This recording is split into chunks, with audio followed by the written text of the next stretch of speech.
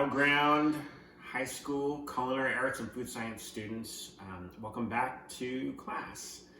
Wanted to reiterate the lesson that we were covering right before this break came upon us and reinforce the content that you had related to stocks and specifically brown stock. And so there's a couple of fundamental components that I wanted to readdress. And so let's walk over here to the whiteboard. And right, if you remember, right, a stock, Megan, did you bring something to write with, or? No. Well, we need to bring something to write with and something to write on every day to class. Nope, I don't need to. I'm better than everybody and I know how to cook. Oh, okay. All right. Well, maybe you could ask one of your classmates if you could at least borrow something to take some notes, because notes increase the probability of retaining the information, right? Which is going to ensure that you're better prepared for the up and coming assessments and production periods, okay? Fine. Okay, thank you. So with that, I wanted to jump right back in. So brown stocks, really quickly here. Quick review, mirepoix, right? We've got some different components. We got the bones, okay? And you're gonna see the bones. Let me just bring you over here. You're gonna take a quick look. I roasted these bones. These are the brown stock bones. So high in collagen and actually pretty meaty, and really technically would be aiding in the assistance of making a broth, not just a stock, because they're so meaty. But in this case, we're gonna use them for a brown stock. So a white stock is gonna be a stock that doesn't have caramelization of the bones and the mirepoix, whereas a brown stock is going to give you that additional flavor and color. So the brown stock is going to consist of the bones that have already been roasted, and I'll put up a picture of that here as part of the video. And then you've got the mirepoix, all right? So the mirepoix is the vegetables that make up the flavor profile of the stock that help support that meat flavor component. The mirepoix ratio, Angel, do you know the mirepoix ratio? If I give you the reminder, 2 parts onions, 1 part carrots, and 1 part what? Celery. Celery, yeah, great job, Angel. Okay, so that's the mirepoix, right? Everybody say mirepoix. Mirepoix. Mirepoix. Mirepoix. Okay, not mirepoix, mirepoix, right? That's the French term, okay, that represents these vegetable aromatics that go into the stock. So then the aromatics that you have. Aromatics are herbs. We're gonna have some fresh thyme in the stock, and then we're gonna have some dried peppercorns. You can even add other aromatics. If you wanted like a spicy stock, you might add Szechuan peppercorn, black peppercorns, and herbs such as thyme or parsley. Often this is where you utilize parsley stems, which are a byproduct of using the heads of parsley when you chop it. And so the parsley stems will also often go into a stock. So you got your aromatics here. You got your mirepoix, right? Say mirepoix, all right? And then you got the bones. We've already went over that. And then the 3 rules, all right? 3 rules of what you do not do with the stock is you don't start it with hot water, okay? You always begin with cold water. So you don't start with hot water. Great job taking notes, Megan. Really appreciate that. And Angel, yeah, you're taking notes too. Great job. I'm the one who gave her the paper. Ah, absolutely. Really appreciate the collaborative teamwork approach in the learning environment here. So thanks for supporting each other. You don't want to boil the stock, never boil it. Sometimes you'll find a philosophy that says when you first put it on the stove, bring it up to a quick boil to sort of purge the impurities that are on the protein. You can do that and skim that off. I prefer to just do that a little bit more gently, so you want to bring it up to a rolling boil, okay? Just gently push those impurities up to the top and skim that off, and we'll show that to you later on in the demonstration. And then you also don't want to stir a stock, right? This is not a soup. This is the base for a soup. So if you remember, a stock is the fond or foundation for soups and sauces. So we've covered everything here. Just a reminder, right? White stocks just aren't brown bones and brown mirepoix. And another reminder is that a stock is an infusion, right? So much like coffee and tea, right? We simply take flavors that we appreciate in the coffee and tea, and we integrate those flavors, right, into the liquid. We keep the liquid and we eliminate the solid. So that's exactly what a stock is. We're just trying to create a great flavored liquid. So with that, I'm going to jump over to the cutting board here, and I'm going to go ahead and do a quick review of some basic knife cuts. In this instance, we're gonna use some of the skin of the onion because the pigmentation in the skin of the onion is gonna help add color because we're doing a brown stock. If you were doing a white stock, you wouldn't use the skins. Any questions? Okay, great. So again, right guiding hand, claw, right, on the onion. I'm gonna go ahead and cut using the knife, slicing forward, let the root end fall off. And then I'm gonna go to the opposite side of the onion and let that end fall off.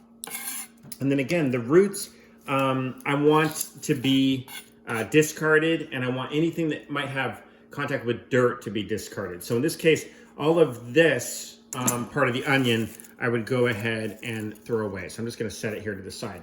The rest of this onion, because it's a brown stalk, a dark stalk, it can be utilized. So I'm gonna go ahead and slice through the root end, and I'm gonna go ahead and then just take these two pieces of onion, I'm gonna put them side by side, I'm gonna cut them in half. I'm gonna take these pieces and cut them into thirds. I want these pieces of onion to be pretty large. Reason being is that this brown stock with these hearty beef bones, okay, from a cow, this brown stock is gonna cook overnight. So we're gonna cook it overnight tonight. Because the cooking time is longer, we want the vegetables to be cut larger, right? Again, we're shooting for that uniformity we talk about with knife cuts, but all we're trying to do is have them not dissolve in the cooking process. We want the vegetables to simply enhance the flavor of the stock, support that beef flavor profile, but not break down too much. And then celery, I've already got a piece here ready to go. So celery, we've got that mirepoix. Angel, again, what is the ratio? How many parts onion to carrots to celery? 2-1-1. 2-1-1, yeah. 2 parts onion to 1 part carrots and 1 part celery. Great job. Okay, you got the 2-1-1. 4-1-1, get it? Okay, so then the carrot, all right, I'm gonna cut that on the bias on an angle. And again, I did not take time to peel these carrots. I'm looking for flavor. I'm looking for good nutrient retention, and the carrot, the outside of it, had contact with the soil. So we washed the carrots, trimmed off the top, and that was it. At that point, we could utilize these carrots in the stock with no problem. So you can see here, we've got the 50%, okay, onion, okay? This is a ratio, 50%, 25%, 25%. So if I had a cup of onion, then I would need a half a cup and a half a cup. If I had 3 cups, then I would need 1.5 cups, 1.5 cups. So it's just a simple ratio.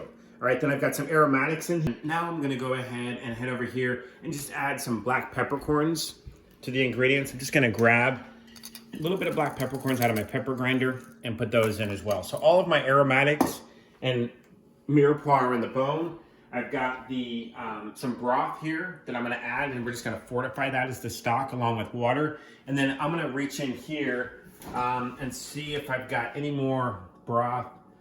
I'll just use water to supplement that. I don't have any other broth in there, so that'll work out just fine. So let's go ahead and jump into the stock production process.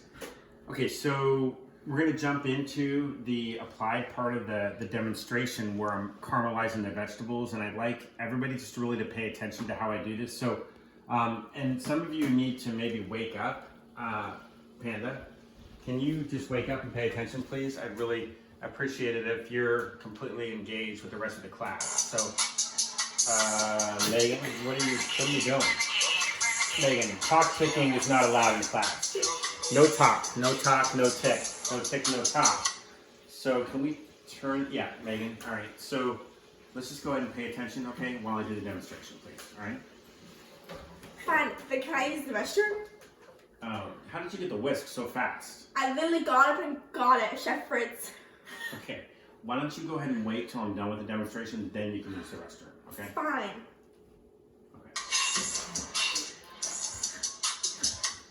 Megan, let's pay attention, okay? So, continuing on with the demonstration, what I want you to do, I have roasted the bones, right? So we've got what's called fond, right? I've roasted the bones. You can see a picture of that on the screen. And so I've roasted them, and all the fond dropped to the bottom of the pan. I'm simply taking these pans and I'm heating them up, and I'm taking the fat, all right, that's on the pan, and I'm adding it to this griddle here. So I want the fat to drain off. And we're going to use this fat to brown our mirepoix. So I'm gonna turn my burner on. And again, just like every situation, we wanna regulate the heat. So I'm gonna just move the fat up and down, okay, my griddle. And the fat is from the roasting process of the bones. So I'm gonna go ahead and then add my mirepoix just in a single layer. You don't wanna get too aggressive, but you wanna add the mirepoix in a single layer and just set the flat side down of the carrots. Again, you can throw them all and roast them in an oven. I like to do it on the stove top because my preference is that we get even browning on all of this. I mean, maintain the control of being able to turn it over, okay, throughout the cooking process. So with that, what I'm gonna do is I'm gonna go ahead and layer this on here and let it cook down. And I will be back here momentarily to show you what the finished product is gonna look like, okay? So here what I'm doing is I'm deglazing these pans. So I've heated the pans up and I'm gonna go ahead and scrape that fond off the bottom of the pan. So I'm just gonna go ahead and use, in this case, I'm just gonna go ahead and gently use a rubber spatula. I don't want to scrape the metal too hard, but I want to scrape all this awesome flavor off the bottom of the pan so we can incorporate that into our brownie stock. All right, so you'll see this go into the stock a little bit later. I'm gonna go ahead and take the pan that I've deglazed. All right, I've added just a little bit of stock to this and scraped off that fond, F-O-N-D, fond. All right, that's all the flavor that you want to retain in the cooking process and all that color as well, specifically for our brown stock. I'm gonna go ahead and incorporate this into the pot with my roasted bones.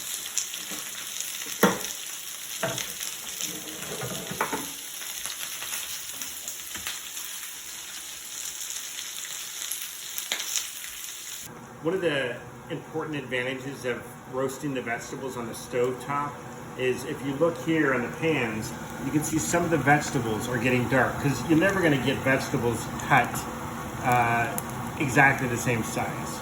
And so as a result, what I do is as vegetables get super dark, browned, not burned, I don't want them to get bitter and burn. So as they get super dark brown, I'll pull them out.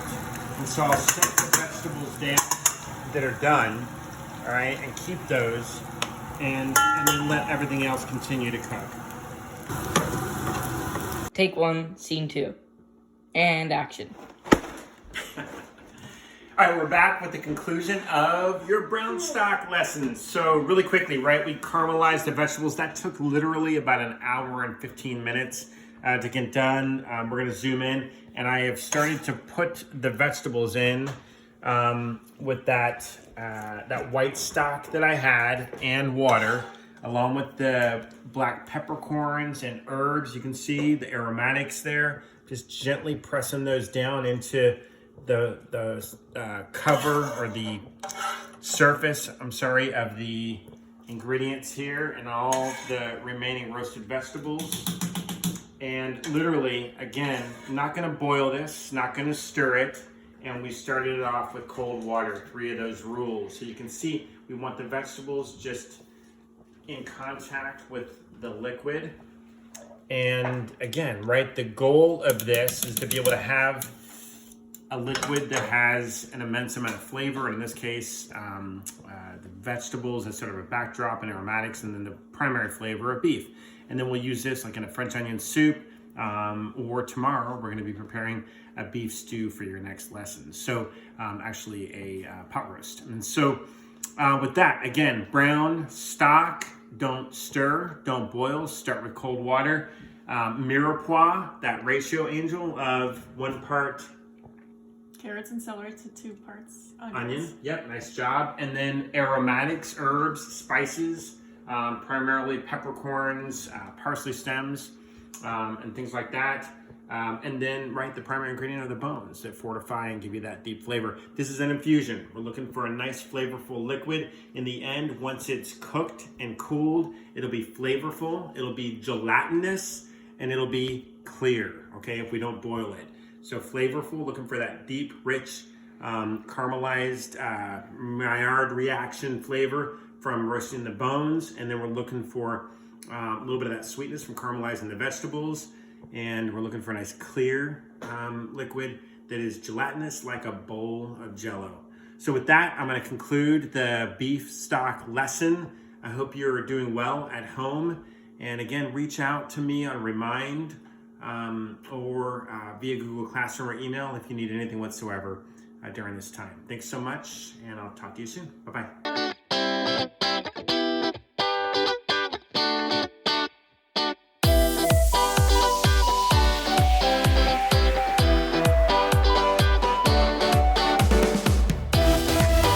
So, do you guys have any questions here at the end of the lesson? Whoa, what are you doing?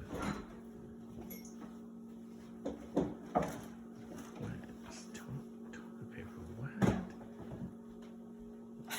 What are you doing? Okay, I guess he's got to go. It's pretty good. What is this one? I instantly drank some. That's what that means.